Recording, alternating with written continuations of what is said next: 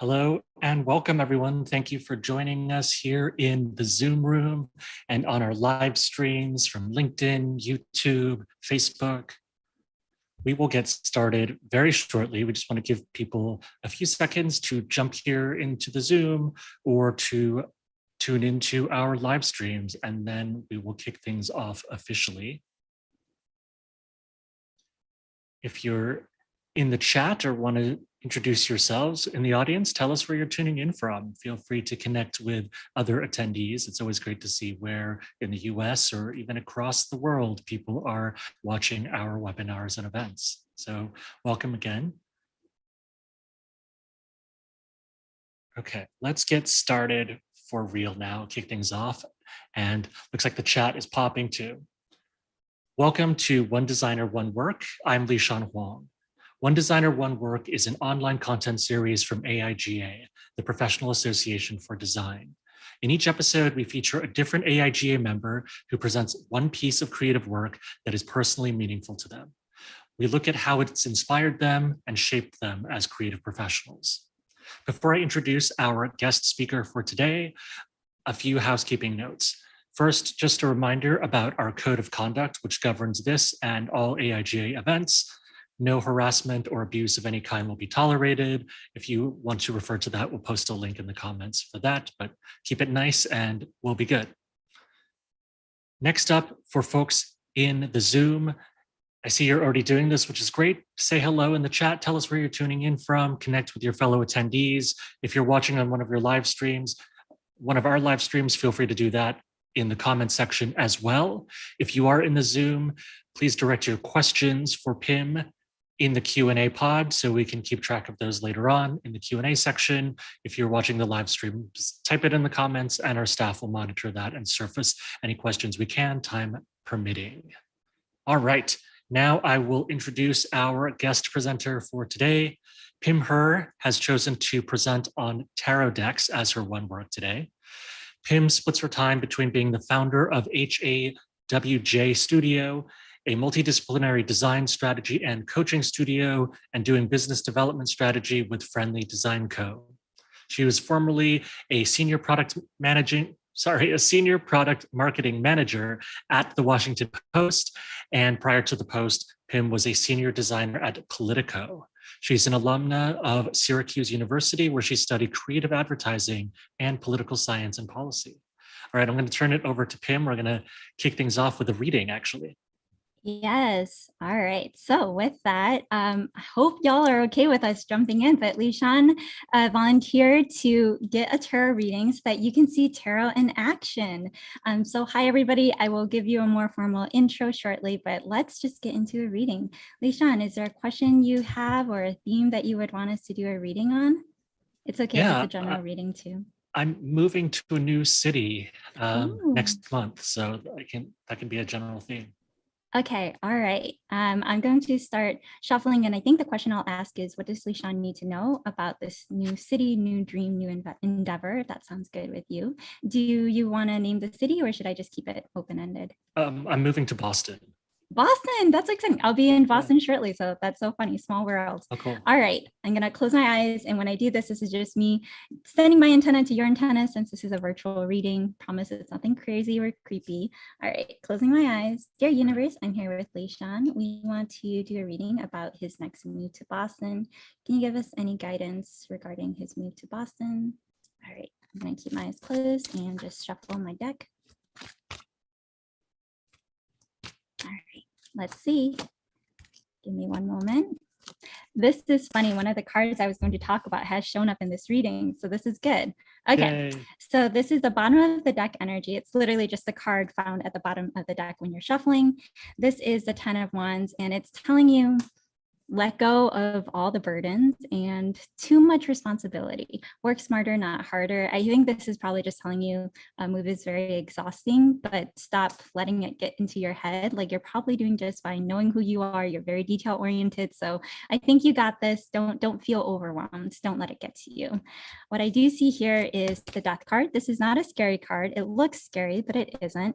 It's showing up in reverse because I think it's acknowledging that you are letting go of where you were before. You're letting go go of the past so that you can move forward to the future and to Boston. That's great. So congratulations on that, because a lot of people struggle with moving forward. But for you, you're, really letting this be a new period. And that's going to be good because this is the Eight of Wands.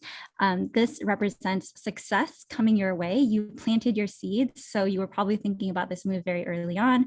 And now the seeds have bloomed, blossomed, grown into these tree branches right here symbolically. So I think this is going to be a very, very good move for you. This is very promising. There's one card that I do see here, which is the Page of Swords. He's showing up in reverse.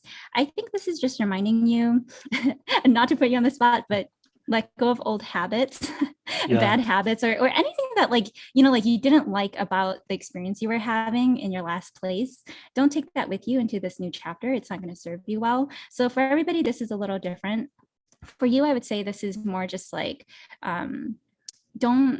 don't keep up with the Joneses. Don't worry about what the neighbors are doing or the old neighbors are up to. Just take care of you, because you're doing just fine. There's so much promise with this card. This card not everyone gets, and this is about like almost like conquering and really getting to where you need to be. So I know this is probably maybe more personal than we expected for this reading, but this is really promising. So I'm really excited for you, and I see this as a good thing. Just a final note again, this is a great card to see, even though it looks scary, the Death card. So I'd say like you're doing a great thing of taking care of yourself and your needs and allowing yourself to move forward, because a lot of people struggle with that. So I'll just say congratulations. Do you have any questions, comments?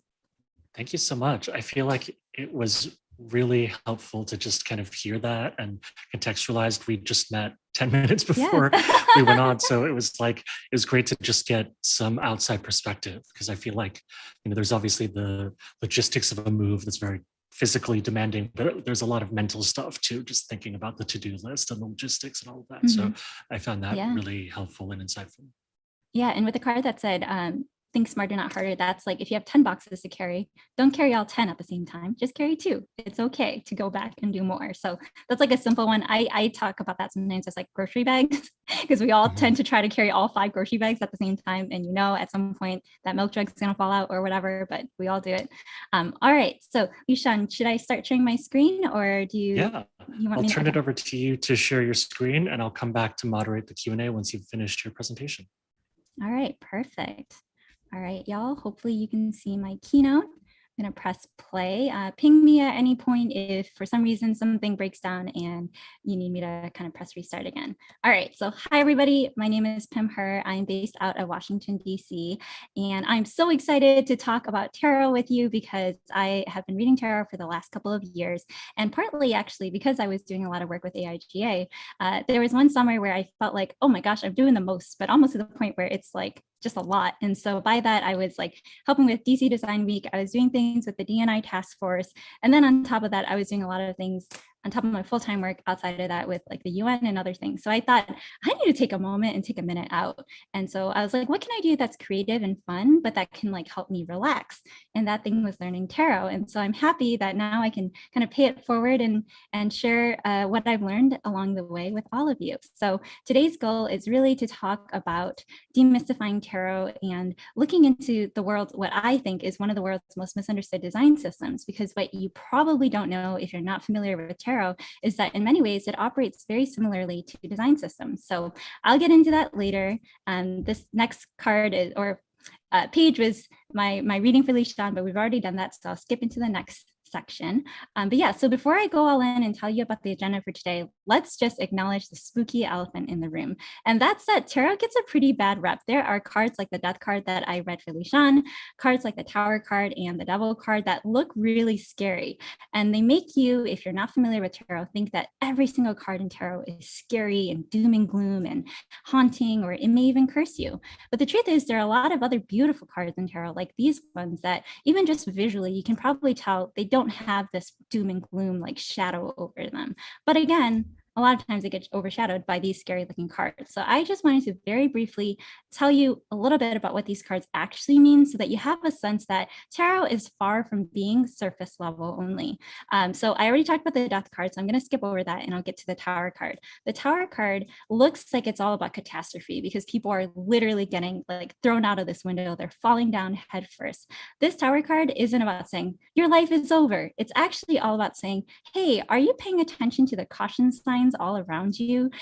Like if everything goes wrong or something, like there's a crack in the foundation, are you able to pick yourself back up again? Are you able to go from falling headfirst to falling but landing on your feet and or basically landing upright? How can you do that? And then with this devil card, it may look scary. It may even remind you a bit of the Christian devil, but this is actually a different kind of devil. He predates the Christian devil. His name is Pan, and he is all about just having like a party, like making sure that life feels fun and silly and goofy, and that you remember to not take yourself too seriously. There are other levels and layers to a card like the devil card, where it's also about reminding you to not over party, to not overdo it. But it's also, again, a card that just reminds you, like, if you've just been feeling a little depressed and oversleeping, maybe you need to get out there a little bit more and give yourself like a new breath of fresh air. So I hope that by me walking you through these cards and showing you some of the other cards in the tarot deck, that you have a sense that tarot may not be exactly what you thought it was, where it's just spooky or weird or maybe a little witchy. So on that note, I can talk more about what tarot is and isn't during the Q&A, especially through like a spiritual lens, if anybody is curious about that. But for the purpose of this talk, there are three main goals that I want to walk you through. The first is I'm going to talk about how tarot is a complex system. Basically, what do the cards look like? How do they work together? And what are they really telling us in terms of meanings? Then I'm going to showcase a little bit about how tarot reading is very similar to design methodologies such as atomic design, as well as human-centered design. Lastly, I'm going to walk you through a little bit of the history of tarot and how it basically can be overlaid over the history of human evolution. So these are ambitious goals, so I'm going to like dive right in, but I'm definitely going to try to save some time for the Q&A to either do some live readings for people or to answer any questions that you may have.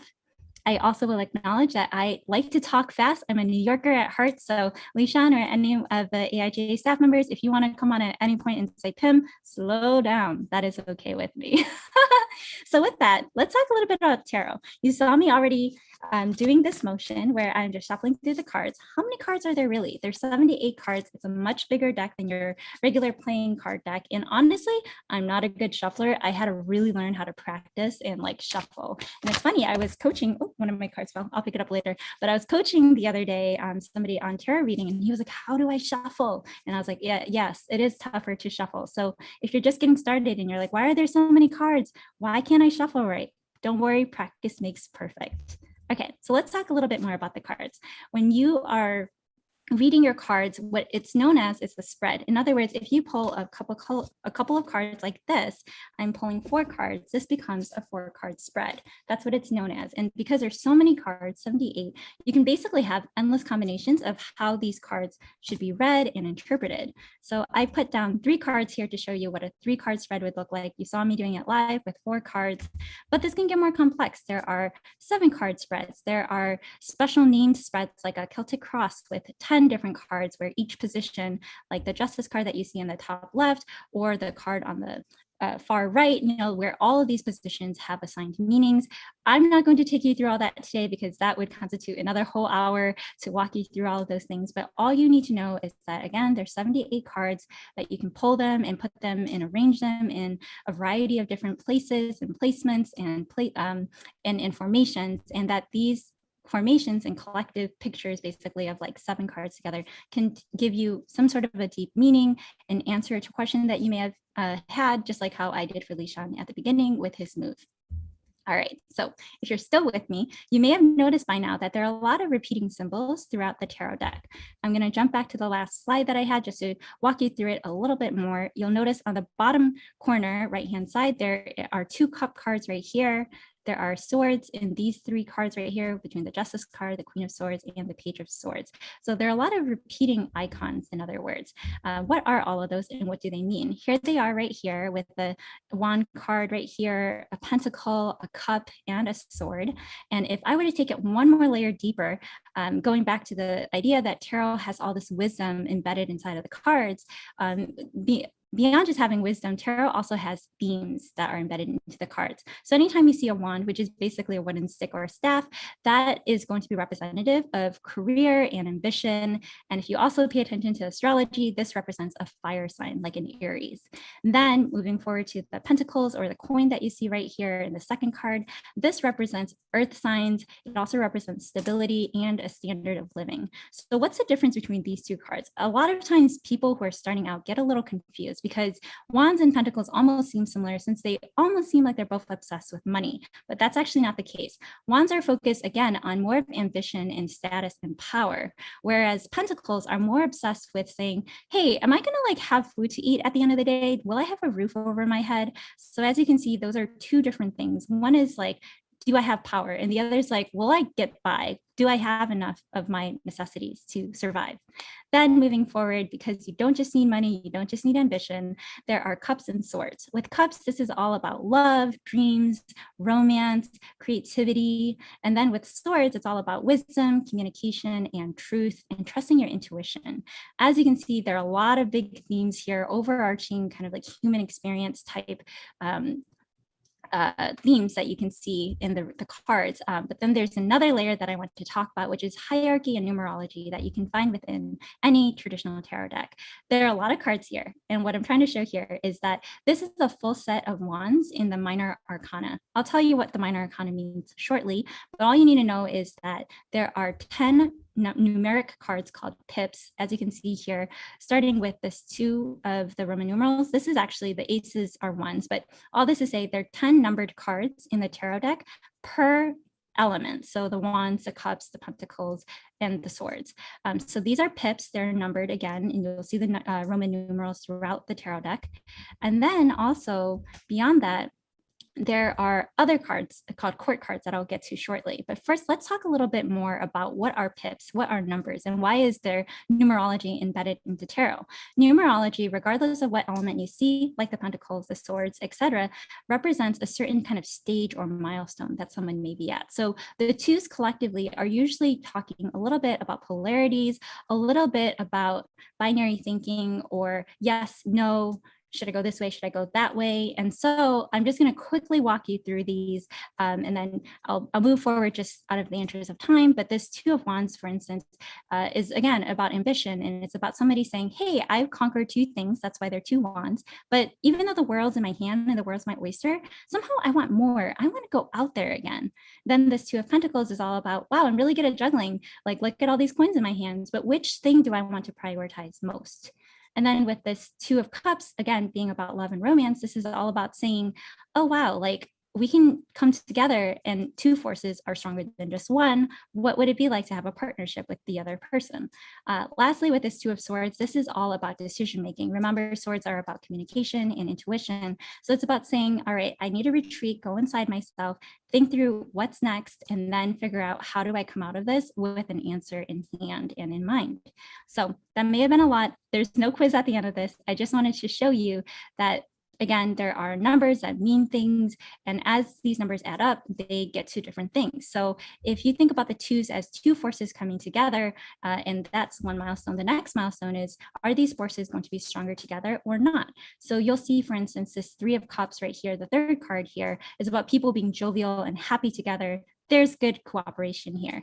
With this 3 of swords all the way on the far right, you can see pretty visually that there's heartache here and that this cooperation did not work out in the end. So if you see these different cards, you can start to see that there are patterns and themes based off of the elements on the pages or on the cards, such as the coins, the cups, etc. And then you also see that these numbers actually have assigned meanings, so that there's just even more depth, more wisdom embedded into these cards.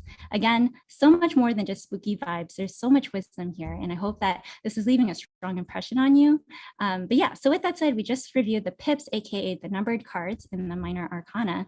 Up next, I want to also walk you through a little bit more about hierarchy to give you a sense of how tarot really works. So beyond just having a numeric system that goes from 0/1 all the way to 10, you also get court cards, which are pages, knights, queens, and kings. And again, this goes across all the different elements. So even though I'm just showing you the wands, you can see the same thing repeated for the cups, the swords, and the pentacles.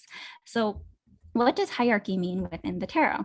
When you look at knights, they are usually filled with a little bit more immature energy. In other words, they're learning, they're not there yet. They're kind of like teenagers who are like, I love you. I don't know how to show you that I love you. So let me give you a gift.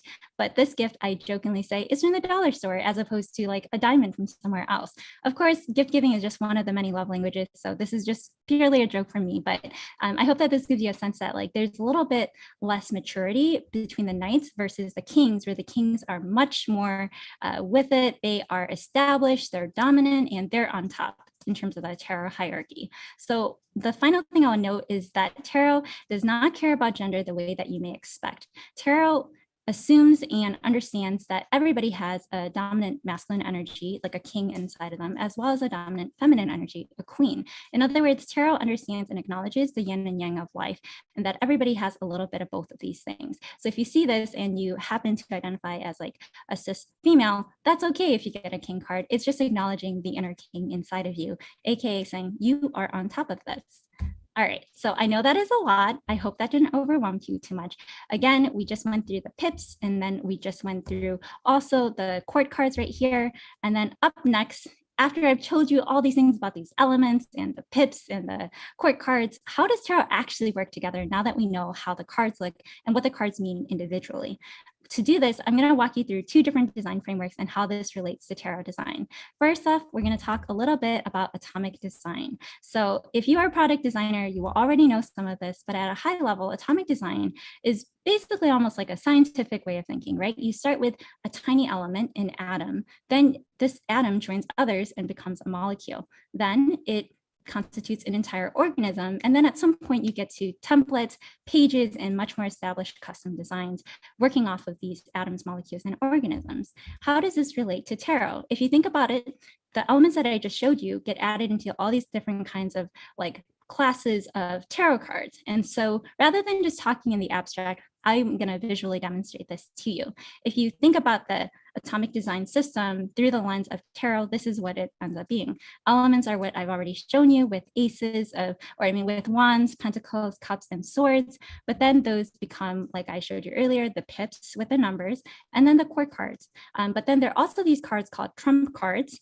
This is not a political reading by any means. Trump in this way means that these are major arcana cards and cards that are character cards. In other words, they aren't pips. They don't have the same kinds of numbers. They do have a numeric system, but they're not like a wand, like a two of wands. And then also they're not court cards like a queen or a king. They are cards with a title like the Fool and the Sun. It's okay if you don't get all of this, but just at a high level, what I'm trying to stress here is that similar to atomic design, we go from having tiny singular elements that then get grouped into bigger cataloged like houses almost. Then from there, I mentioned major and minor arcana. Major arcanas are basically all of those character cards, again, like the Fool, the Sun, the Emperor, the Hierophant. These have labels. So whenever you are reading from a tarot card deck, you will see these labels, and it'll make much more sense if you see it in front of you. I know that I'm just throwing a lot at you, and if you are a beginner and you're like, I don't know what tarot is, this may seem confusing, but if you ever grab 78 cards and you actually look through all of them, you're going to see what I'm talking about. Lastly, with the minor arcana cards, these are your pips and your court cards put together, all those numbered cards, as well as all the royal cards right there. And then finally, the one thing I wanted to get to, just like in atomic design, where you finally get that final page or that template, these are your spreads in tarot, where you are pulling and combining all these different things to say you pull a 3-card spread or a 5-card spread. I hope that wasn't confusing. If it was, I'm happy to talk about it in the Q&A. And honestly, to be honest, I like to have interactive conversations and presentations. So this is a little weird for me that I can't just stop and pause and be like, does everyone understand? But hopefully during the Q&A, we can get into it if you do have any questions. Okay, so I talked about atomic design. Now let's talk a little bit about how tarot design is related to human-centered design.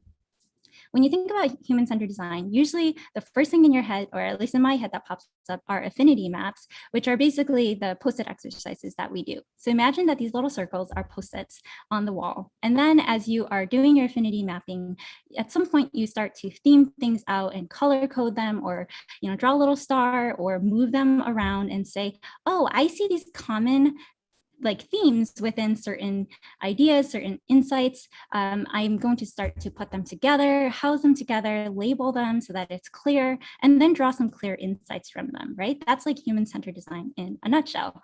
How does tarot design relate to this?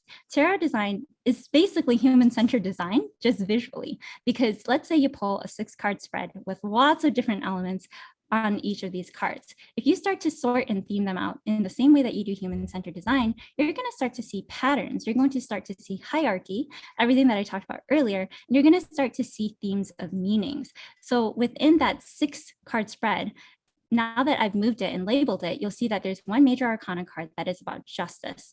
Then there's a court card about the queen. And then there are minor arcana cards right here, those pips, again, that I talked about, that start to show you different themes. So at a very high level, what I would say is that major arcana cards are all about big themes that are overarching in your life. If I was reading this for somebody and I saw this card, I'd say, oh, it looks like you're always focused on justice versus injustice. You probably like to fight against injustices, and you like to speak up about a lot about that.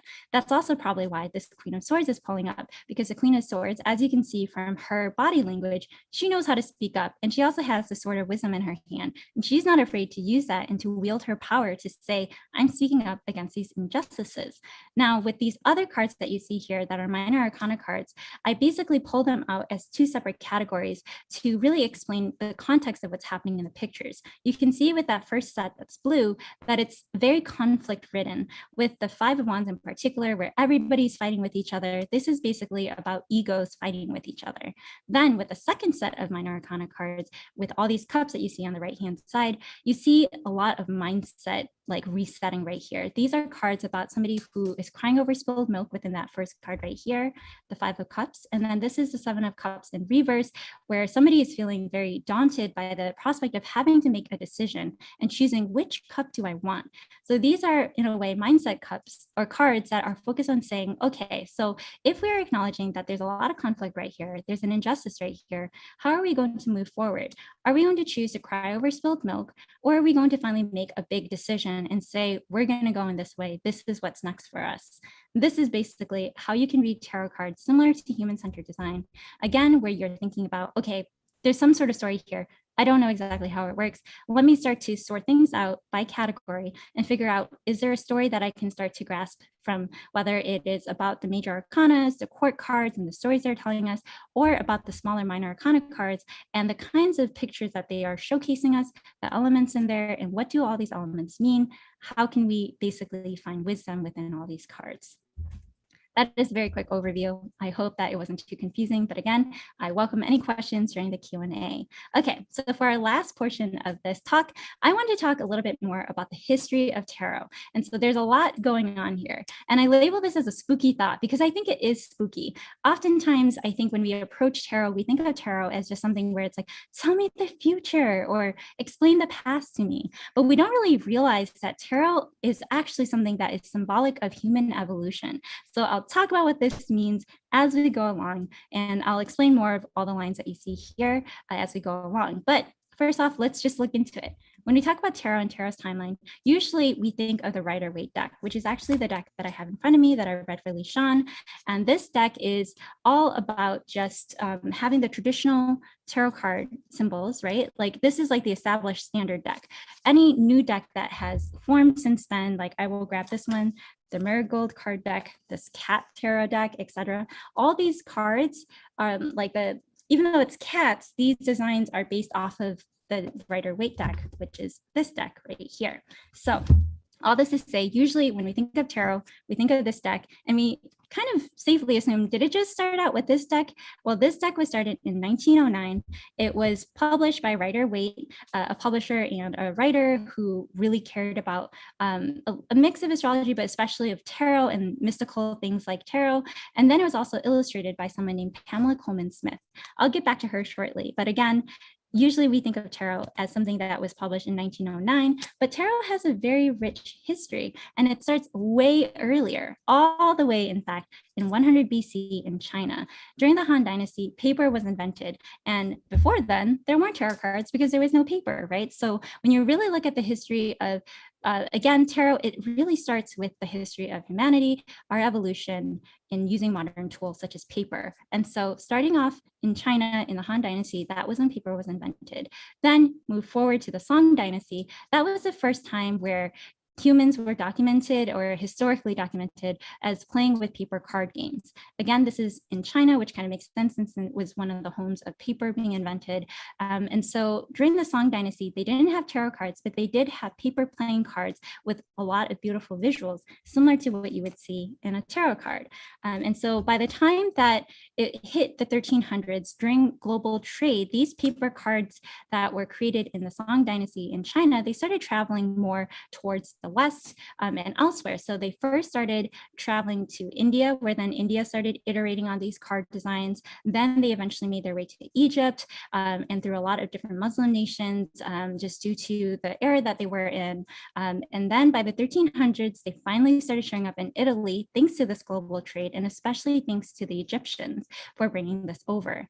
And then finally, by the 1400s, this was the first time that tarot cards, as we know them to be, were being documented, specifically in Italy and Europe. But by then, basically the tarot card or the paper card games that were started in the Song Dynasty with those beautiful designs, especially designs focused around coins in the Chinese money system, they had completely changed and been retranslated basically culturally by the Italians, starting with the Indians, the Egyptians, and the Italians. So basically imagine these paper cards by the Chinese that symbolize different coins and like coins being hung on strings being interpreted by somebody in Europe who's like, I don't know what this currency system is. I don't know what's happening here. And basically what they did in Italy is they reinterpreted things so that eventually, like let's say a string of coins became interpreted as a wand, a stick. And so that's how we basically get to modern tarot design, where it was reinterpreted basically through all these different cultures, through all these different ages and times and societies. And that is ultimately how we eventually get to the Rider-Waite deck. One thing I do want to note between the 1900s and the 1700s is it wasn't until the 1700s where mystics started using tarot in this like witchy, potentially spiritual way. But I want to note that especially in modern day times like today, tarot does not have to just be used through this occult lens of like witchy stuff. Tarot is used by so many different people as a framework and a way to think. There are a lot of articles that have popped up in the last couple of years about how tarot is very therapeutic, and it's also really helpful for people who want to be more mindful and more meditative. And so I can talk about that more during the Q&A as well, sharing you my own experiences of being a tarot reader and how I use that oftentimes to help find healing with the people that I'm reading for. But all this to say, you get to the 1700s, tarot starts being used by occult mystics, and then the Rider-Waite deck comes out. This is the standard deck. And what a lot of people don't know that I want to emphasize for one moment is that this deck is illustrated by someone named Pamela Coleman Smith. She was a woman, and she was for many years not credited as the illustrator. She was kind of just like this footnote, even though this deck is famously named the Rider-Waite deck. It only acknowledges the publisher, who is a man, as well as the writer of the little booklet that comes with it that tells you the definition of all these cards. So oftentimes, if you look up tarot history, a lot of people make kind of a rightful big stink about it and say, but we need to credit Pamela Coleman Smith because she's actually the one who really truthfully did create the tarot system. She basically took this like set of all these different cards that existed before her time, 1700s and prior to then, and said, okay, how do we make sense of this? How do we standardize this with these numbers, with these symbols? How do we really make sure that these cards know how to speak with each other? Going back to that atomic design type thinking, she was doing that in the 1900s before product design was what it is today, which is why I like to argue that, yes, tarot design is not product design, but somehow it is eerily similar to atomic design and to human-centered design in ways of thinking. Okay, so the one thing I also want to know about Pamela Coleman Smith before I move forward is that oftentimes people credit her as a woman of color with Jamaican roots. The truth is, that's not the case. There was a book that was published recently in 2018 that basically said, sadly, she participated in minstrel type performances where she did the equivalent of almost blackface. And so this just shows that wrinkle in history and how history is so complicated. Every time we think we know something, there's another layer behind it. And I wanted to note this because I think this is so emblematic or symbolic of our times, the times that we're in, where we're thinking a lot about sociocultural, sociopolitical things, right? Here's a woman who has been undercredited, but also who doesn't necessarily have this clean track record either. She did some things that in today's terms would be problematic. Back then, she would have said, hey, I'm giving these Jamaican-inspired performances to teach you about Jamaican culture, because her mother did grow up in Jamaica. But in today's time, without that full context, a lot of people are blogging about how Pamela Coleman Smith is a Black woman who deserves a certain place in history. But I want to add this wrinkle, especially for anybody who is new to tarot, to tell you that that's not the case, and that it's always important to do your own research, to fact check, and to figure out what is really the history behind all these things. So again, this is probably way too nuanced for the average Joe, but I did want to talk about this because I just find it personally fascinating and interesting to see all these wrinkles in history.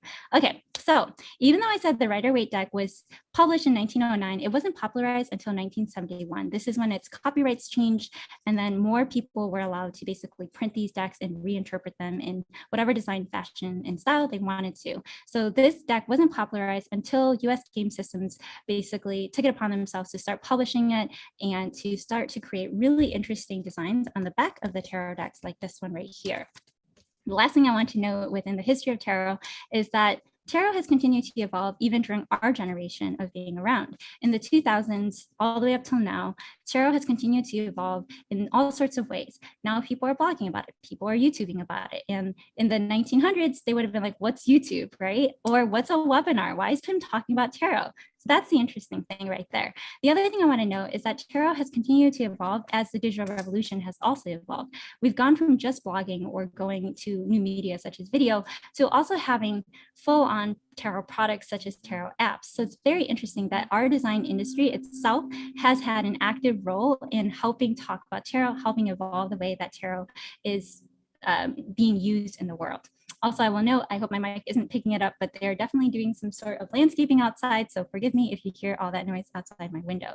But yes, so the final note, I already talked about it. I'm happy to talk more about it during my Q&A, but I did want to note that as part of this new refreshed modernization approach to tarot decks and tarot design, we have all these new decks that actually are also writing more, but I'll say wrongs or social norms and social codes, and updating them with the time. A classic example is this one. This is a Modern Witch tarot deck. And what's great about it is that this deck features many more non-binary folks and much more inclusive representation of different races and ethnicities. So this is a really powerful deck from that lens. And it just shows that as we as a culture shift and change, tarot reflects that, which I think is awesome and great. And I'm all about it. I'm here for it. So I'm going to wrap this up by saying that I've walked you through now the history of tarot and how it basically overlaps with the history of humanity, both through the lens of global trade, as well as almost in a way, the evolution of play, right? Like how have humans been able to play with paper cards throughout history. The one thing I want to know about the evolution of play is that it's also interesting when you think about the Han Dynasty, the Song Dynasty, even when tarot was kind of erupting with interest and fervor in Italy, these were all during moments where humans, even if there was war going on, humans had enough time and enough capital and like economic safety or safeguards to have time to play. They weren't just being super agricultural and tied to the land. So I wanted to point that out because I think it's interesting that every time there's like kind of like a blip and a pop-up in like innovation or human experience, there's also then this little like blip that comes along in the world of tarot as well, even going back to the digital revolution, as I mentioned earlier. So I thought that that was just really interesting. And then lastly, I did want to hit again about how tarot really also reflects what I was just talking about with the modern tarot deck or modern witch tarot deck, which is that oftentimes tarot actually reflects this sociocultural debate about cultural appropriation versus cultural appreciation. So this is obviously a very rich topic where we could have another whole 1 hour conversation about it, but I did want to flag that because I think that's something that we shouldn't ignore either. I just think it's really deep and beautiful and powerful. And I also like how today's modern tarot card readers are really challenging the social norms that tarot, the original tarot deck, the Rider-Waite deck had versus, again, more inclusive decks like this one. So this is like super in the weeds and maybe a little too geeky or nerdy for this conversation, but I do want to flag it as somebody who loves tarot and wants to see tarot continue to reflect the culture that we're in, the world that we're a part of today. Okay, so I really want to land on this note, which is just that when I look at tarot, it may not be your common design system, but I think of it as a system of symbols for the human condition. As we kind of walk through, tarot really helps us explore and articulate the human experience. It helps us think about the mystery of life, as well as what makes life so insightful and transcendent. And so this is I promise you one of my final pages of this deck right here for you, but I did want to just leave you with this story about these two cards. When you think of the Three of Swords, it looks like heartbreak when it's right side up, but you want to get to the place where in your life, the Three of Swords is reversed, where it's upside down, where the swords that were stuck inside of you in terms of pain or trauma now are falling out of you. So I'm just sharing this with you as a reminder that tarot has so much wisdom, so much meaning that you can find if you pick up a deck or if you have somebody read tarot cards for you. I just want to encourage you to find that depth of meaning, whether you're reading tarot or not, but also especially to use tarot as your resource, as something that can give you good luck, can give you insights, and just a chance to really reflect deeper. So with that, I want to say thank you to all of you. If you want to get a tarot reading from me, you can go to phimher.com/oasis. You can ask questions here. You can find my contact information here as well. I promise I'm not trying to be self-promoting, but I do know that sometimes people have questions afterwards, and then sometimes I forget to give my contact information. So today I was like, not this time. I'm going to remember to put my contact information so that you get it. And then lastly, if AIGA wants me to share my resources later with all of you, I wrote down some of the sources where I've gotten different information from, including the information about Pamela Holman-Smith, so that you have that bibliography sources, so to say. But in general, if you're new to tarot, I just wanted to point you to number 1 and I don't know why it's showing up as number 9, but number 1 and number 9. The Kitchen Table Tarot is a really great book for you to read if you're a beginner, along with Biddy Tarot, which is a great online resource similar to Wikipedia, but just focused more on tarot reading. All right, so with that for real, this is the end of my talk. I hope there's just enough time where we can go all in and talk a little bit more about tarot. I'm happy to answer any questions you may have. I'll hand the mic back to Lishan, and maybe you can help guide us forward. Yeah, I feel like we could talk about this for another hour or more. We have a few minutes for Q&A. First off, Phim, thank you so much for that presentation. Could you just shout out again the name of that more inclusive tarot deck? That was the audience question. It's called the Modern Witch Tarot deck. And if you just look up like Modern Witch Tarot, you're probably going to find this on Amazon and like on whatever Google search that you get. So again, Modern Witch Tarot deck. This is a great one. There are 2 sizes. The one thing I will note if you are new to tarot is that the deck that I have, I need to show you to demonstrate. By the end of this talk, I'm just going to have tarot cards all around me. But this is like the Rider-Waite deck. It's a lot smaller than, well, okay, fine. I guess they're around the same size, but for whatever reason, this is much thicker. So I'm just going to warn you, if you're new to this, find the small size because it's going to be very hard for you to shuffle. Anyway, tiny note, but yes. All right. A few anonymous questions. I'll group them together. But how did you get into tarot in the first place? And have you ever tried to design your own deck? Yeah, okay, great questions. I got into tarot just because I like the spooky witchy vibes, but I know not everyone does. And my great grandma was a shaman. I'm Hung. I will spell it in the chat for all of you. /Hmong right there like that. And so she was a shaman in our culture. She was a medicine woman who literally could tell you this leaf is medicinal in this way. But she also was a shaman where she would be very spiritual. And I, after she passed away, I've always wanted to find ways to stay connected to her and her legacy. And so tarot reading was my way of doing that, where I'm still connected to her in that way. I want to acknowledge not everybody does tarot for spiritual reasons and all of that jazz, but for me, that was honestly part of why I did it. And then at the beginning of the talk, as I mentioned, I also got into tarot because I'm like a huge nerd about like storytelling, and tarot has so much of that like lore behind each card. And so I wanted to learn something that wasn't related to business and something that wasn't related to design. Because at that point I was maybe 5 to 6 years into my career. And I only, like at that time, if you polled me and you're like, what podcast are you listening to? Daphne Millman's. And you're like, what books are you reading? I was all only about business and design. So I thought I need to kind of break out of my shell. And so I broke out of my shell by learning tarot. Okay, the other question was about designing tarot decks. Honestly, I'm a little intimidated because there's so many cards, like 78. I've seen some people do it where they only do the major arcana to make it shorter. I'm such a perfectionist that I don't know if I can ever do it. I would encourage you to do it, but if you're curious, I would really recommend that you look deeper into the meanings and the symbolism behind the cards rather than just kind of going at it, because you're probably going to find more like a stronger sense of inspiration once you realize, oh my gosh, the Empress card is all about this whole thing I didn't realize. So that would be my tip and advice for anybody who's interested. Wonderful. And wow, so many questions. Let's see how many we can get to. Do you have a favorite tarot card? Ooh, oh my gosh.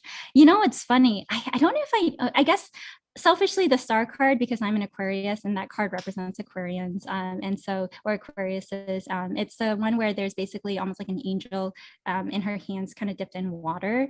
It's the wish fulfillment card. It's a card that you rarely get in the tarot deck. What you're going to find if you ever start reading tarot is there's some cards that just like make it very hard to pop out basically. So if you get this card, this is like, your wish is actually fulfilled. It's hard to get this card. This means most likely you'll get the thing that you're wishing for. I'll say what's funny is I have a lot of nemesis cards. In other words, the cards where I'm like, I don't want to pull this, and then it comes up. So I have a whole list of those, and we can talk about that some other time. But what I would say to anybody is embrace the cards, even the cards that scare you or the cards that like freak you out. An example of that is the Five of Pentacles.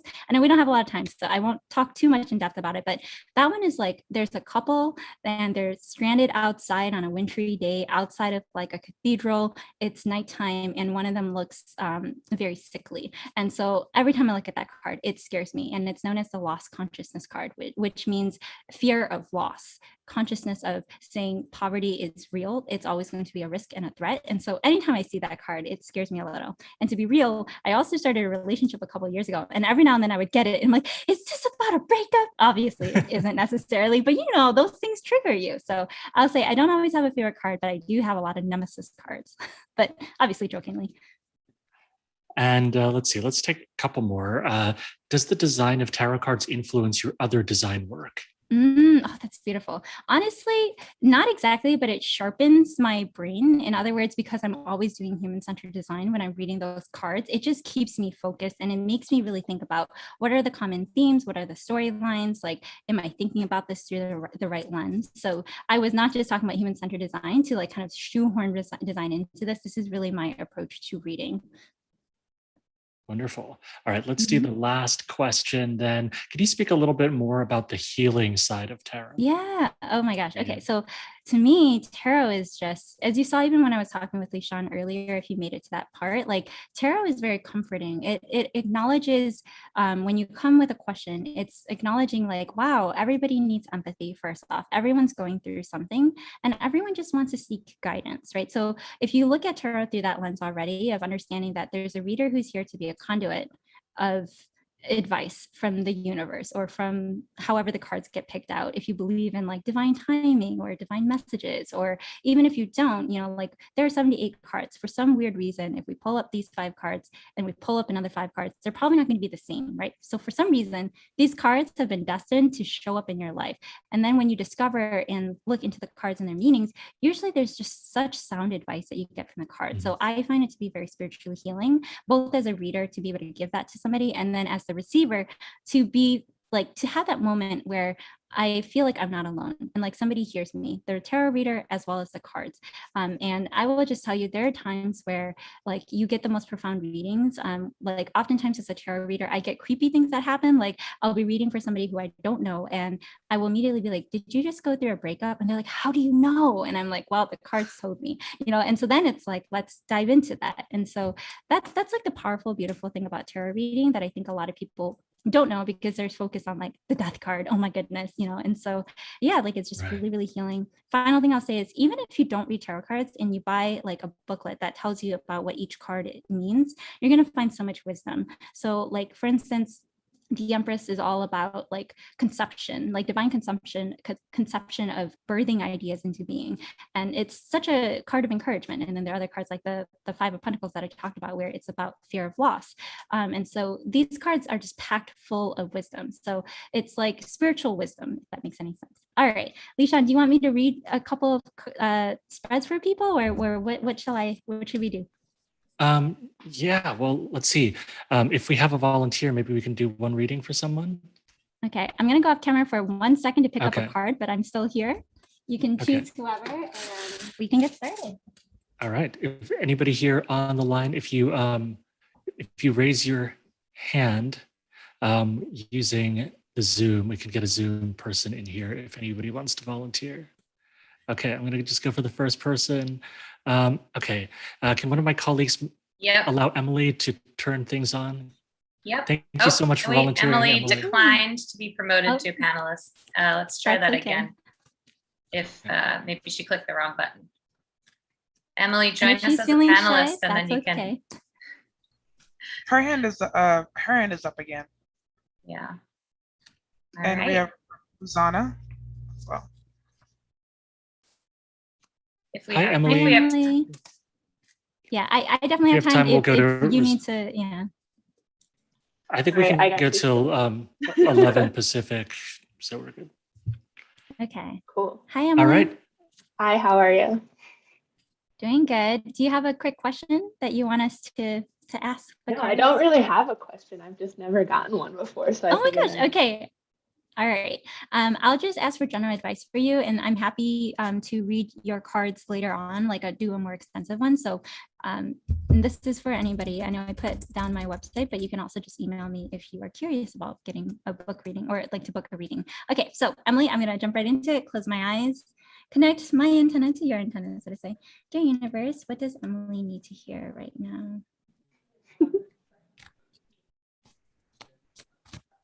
Obviously, this is just like a quick one, so we'll see how it goes. Wow, this is very interesting. Okay, I think good luck is on its way. You may feel like right now you're in a period where is it coming, is it not coming? And I say that because I see this, that it's ironic that I've talked about this and now it's getting pulled. But the Three of Swords are here. This could just represent general heartbreak or something that is bothering you as of late. You don't have to tell us, don't worry. I know this is like a big webinar with lots of people, but something hurtful happened to you. It's interesting. I pulled this card up for somebody else recently, so I don't know if it just wants to come out or not, but I think what's happening here is this may be with family, related with family, or a close friend who feels like family.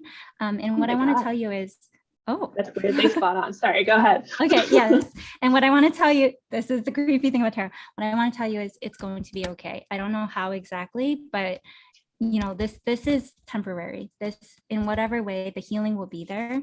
The Empress card is here. This is either you or somebody else who's very motherly. It could be that you are the motherly one in this situation, or it could be somebody else like an aunt or a mom around you or grandma.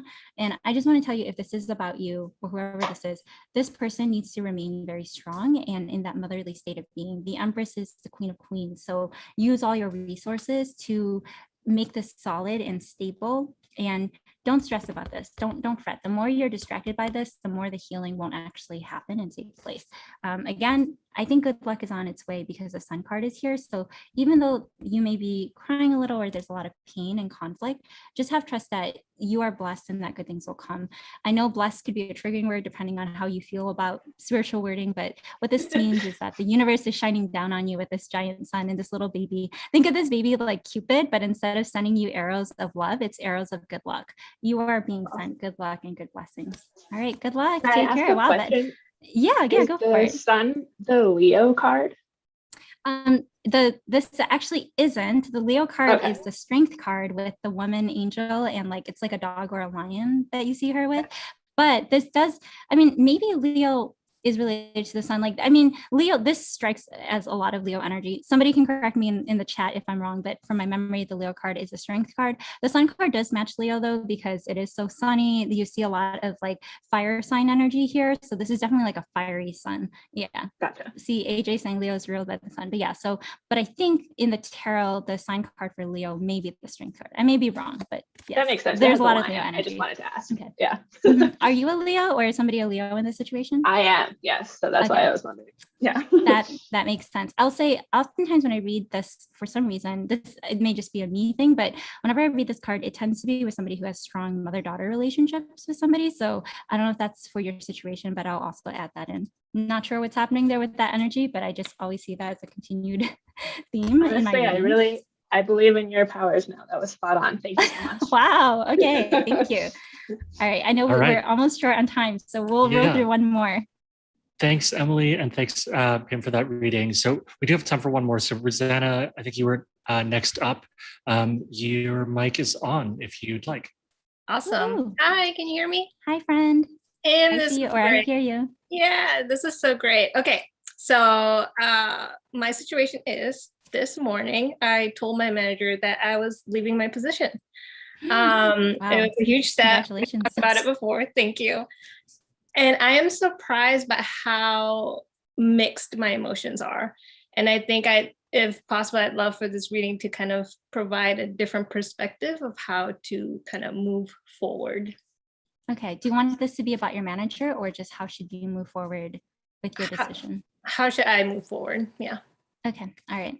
Dear Universe, I'm here with Rosanna. We just want general guidance on how can she move forward into this new career milestone.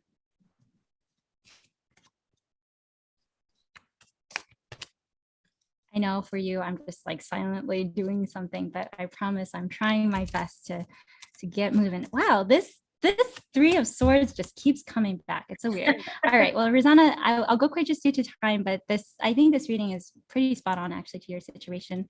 This is the bottom of the deck energy. Again, it's a card that's literally just at the bottom of the deck. This is usually symbolic of like a bigger theme. This is, as you can see, about somebody or a couple that's made a decision to move forward in a direction. They don't know if their boat's going to topple over or not and capsize, but they do know that they have made their decision and they're sticking to it. They are finally moving. They don't know if it's going to be over like topsy-turvy water or still water, but again, they're making this investment. I think this is kind of symbolic of what you're going through, where you're saying, I'm traveling and I don't know. I think you have made a decision to move away from feeling like, I know this is a weird way to put it, but like you are only the receiver or like the taker. You don't want to be a beggar. You want to also be this benevolent person. So you're making a decision like this. You made the decision to not feel like you are overdoing it in one way or another, like you're asking for too much from this one workplace or whatever it may be. So I think for you, it's more about reminding you like it's okay to ask for help, but it's also okay to move away from this place where you feel like you're overdoing it. There is a lot of heartache. What's interesting is the Lover's card is next to this heartache. This card I don't usually get. I don't know why it's being called out today, but it is. So with this, I think it's just acknowledging that right now where you are is the stage of pain and a little bit of trauma. It takes a lot of strength and courage to move forward and to move on. But remember, like we want to get this card like this, where these swords fall out. So for you, continue to mend yourself and don't let them stay inside of you. Don't let them haunt you when you move on to your next career path. Like you need to get these swords out to do that kind of like soul homework. The final card is this, the Lover's card. I think what's happening here is that, do you see how they're like scales right here? The Lover's card has two people. It's the yin and yang. But for me, this is all about balance. It's about saying, how do you find balance so that you're never just the giver, or never just a giver and never just a taker, where you have that equal balance? The Lover's card is all about yin and yang, finding love and strength within yourself. And it's kind of that feeling where it's like, the more you learn how to love yourself, the more loving you can be for others. I know that sounds really cheesy, but I think there's a lot of wisdom in that. And for you, I think you're going through this new period where you're going to learn how to love yourself even more, which sounds weird. But what I mean is, oftentimes when you make career switches, that is our way of telling the world, I believe in myself. I don't care if you believe in me. I believe in me. I'm going to take this next step forward. I'm going to do the thing. That's you telling the world invisibly, I love myself. And I'm going to choose how to love myself. And I'm going to choose to have higher standards for how I want to be loved back. Obviously, love seems like romance, etc. But this is also applied to how you want to choose your passions in life and how you want to pursue your career. With the Lover's card, this is just, for me, what it tells me is you're going to be just fine. You're going to go through this heartache, but this kind of heartache is not going to what you need to focus on is thinking about how you can be stronger in this next iteration of who you are in whatever career path you choose, and you're going to be just fine. I hope. But just, the road may be precarious or this journey. So just take care of yourself, watch out for any rough waters, and just continue to have faith in yourself and to be forgiving and loving to yourself as you go through this next period, because it may be tumultuous, but as long as you love yourself, that is what's important, because you're going to forgive yourself along the way, if that makes any sense. Okay. All right. I know we're basically at time, so Yeah. I'll stop here. Thank you, Phim. Yeah, thank you. Thanks, Rosanna, and thank you, Pim. Thank you, everyone, for tuning in today on the Zoom, on our social. If you want to watch a replay, because I know there's a lot of information here, you can watch the replay on our LinkedIn, YouTube, or Facebook. So at AIGA Design, I'm Lishan Huang. I will see you at the next One Designer, One Work or the next AIGA event. Have a great day, everyone.